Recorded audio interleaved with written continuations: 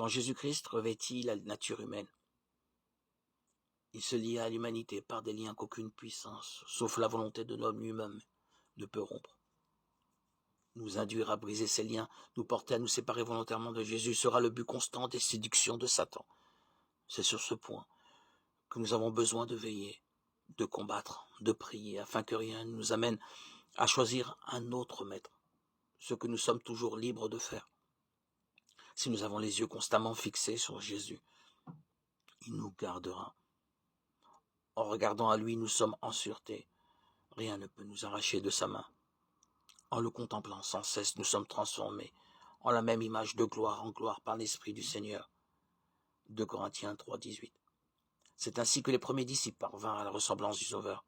Quand ils entendirent ces paroles, ils sentirent qu'ils avaient besoin de lui. Ils le cherchèrent, le trouvèrent et le suivirent.